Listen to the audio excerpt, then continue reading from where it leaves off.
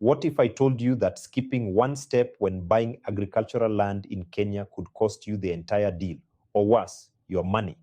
Today, I'm breaking down exactly how to apply for Land Control Board consent, step by step, so you never get caught off guard. Stay till the end because step 9 is the one most buyers completely ignore, and it ends in expensive court battles. Whether you're a first-time land buyer or you've been in the game for years, this process applies to you. We're going through 10 steps, clear, simple, no legal jargon. Let's get into it. Step 1, and this is non-negotiable, hire a licensed advocate of the High Court of Kenya. Now, I know what you're thinking. Can't I just do this myself? Technically, yes. But should you? Absolutely not. Agricultural land transactions carry specific legal requirements, and one missing document can delay or kill the whole process. An advocate keeps everything in order from day one.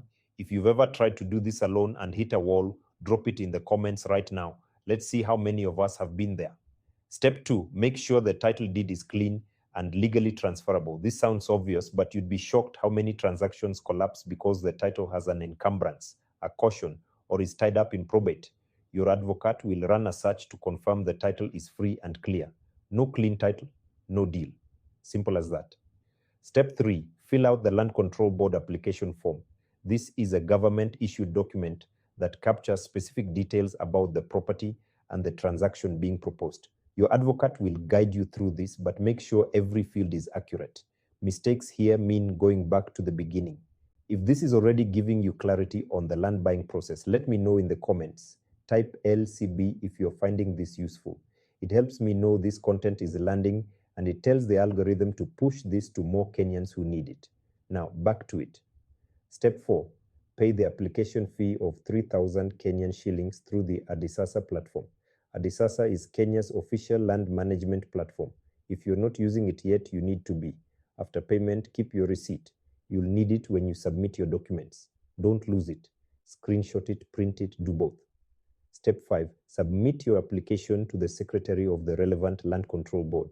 You'll be handing over 4 things: your completed application form, a copy of the title deed, a recent official search report for the property, and your payment receipt. All 4. Missing even one will send you back home. So before you walk into that office, double check your file. Step 6, show up to the hearing, and I mean physically show up. LCB hearings happen either monthly or bi-monthly depending on your region. When your date comes, walk in with your original ID and the original title deed. Not a copy, the original. This is where many people get complacent. They think it's just a formality. It's not.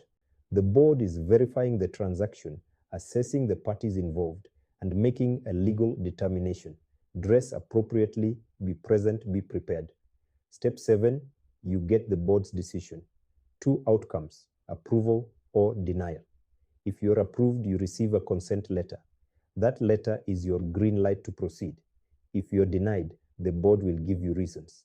Don't panic. Address the issues and reapply. It's not the end of the road.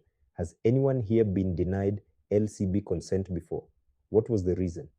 Share in the comments. Your experience might help someone watching right now avoid the same mistake. We're just past the halfway point, and the steps coming up are the ones that protect your investment long after the deal is done. Don't go anywhere. Step 8, transfer the title deed. This is where everything becomes official. Once the sale agreement is signed and LCB consent is in hand, you submit the following to the Ministry of Lands: the original title deed, clearance certificates, land transfer forms signed by both the buyer and seller, passport photos, your ID, and your KRAPIN. You'll also pay stamp duty and transfer fees at this stage. Once the ministry processes everything, and yes, it takes time, so be patient, a new title deed is issued in your name. That new title deed, guard it like your life depends on it, because financially, it kind of does. Step 9, and here's the one I warned you about at the start: place your beacons and confirm boundaries with a licensed surveyor. This step is ignored constantly. People get the title deed, feel good, and skip this. Then, a year later, a neighbor is farming on their land and claiming it's theirs. Boundary disputes in Kenya are expensive, emotional, and time-consuming. Don't let that be your story. Work with a registered surveyor, physically place or verify the beacons, and document their exact locations. Keep that documentation safe. Drop a comment if you think surveying is underrated in the land buying process. I genuinely believe it should be talked about way more. Step 10, protect what you've just bought. 3 things here. First, fence or demarcate the land immediately. Visible boundaries signal ownership and deter encroachment. Second, look into title insurance. It protects you against fraud and future title disputes. It's not widely used in Kenya yet, but it's growing and it's worth exploring. Third, visit your land regularly. Absence creates opportunity for squatters and encroachers. A periodic visit, even if it's once a quarter, keeps your investment visible and protected. That's it. 10 steps to successfully apply for Land Control Board consent and complete a land transaction in Kenya. From hiring your advocate to placing your beacons, every step matters. Here's my question for you. Which step surprised you the most? Or which one have you personally struggled with? Comment below.